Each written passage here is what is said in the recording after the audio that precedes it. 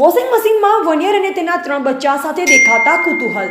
સંખેડા તાલુકાના બહાદુરપુર બજારમાં સક્કા ટ્રેડર્સ સાજીદભાઈ તાઈ તેમના ઘરેથી એકાએક આજરોજ કપડાં ધોવા માટે વોશિંગ મશીનમાં કપડાં નાખવા જતા હતા। તેવામાં એકાએક લાંબી પૂંછડીવાળું બિલાડીથી કદમાં મોટું શરીર પર કાળા પટ્ટાવાળું કોઈ જાનવર ગુરક્યા કરતા નજરે પડતા Sachin Pandit animal rescue team Bahadurpur એમને જાણ કરતા ત્યાં તપાસ કરતા માલુમ પડ્યું કે આ તો વનિયર છે, જેનું બીજું નામ તાળ બિલાડી। એ સમય દરમિયાન ત્યાંથી મશીનમાંથી નીકળવાના પ્રયાસ કર્યા પણ તે ના ભાગ્યું। એકદમ નજીકથી દેખવામાં આવ્યું તો એક નહીં 3 બચ્ચા સાથે હતું। આ જાનવર પોતાના બચ્ચાની રક્ષા હેતુ ખૂબ જ આક્રમક મૂડમાં હતું।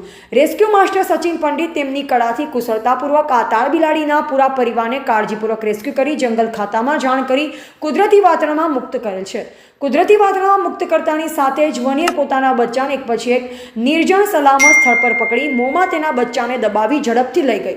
ગ્રામજનોનું કહેવું છે કે આ જાનવર અસંખ્ય સંખ્યામાં ફળીએ દરેક મહોલ્લામાં આપણા ગામમાં થઈ ગયા છે, તો તેમને પકડવા માટે નાના પિંજરાની સુવિધા સરકાર દ્વારા સહાય કરવામાં આવે, જેથી માનવ વસ્તીથી દૂર આ જાનવરોને મુક્ત કરવામાં આવે તેવી ચર્ચાએ જોર પકડ્યું। બ્યુરો રિપોર્ટ પ્રશાંત પરમાર, સંખેડા।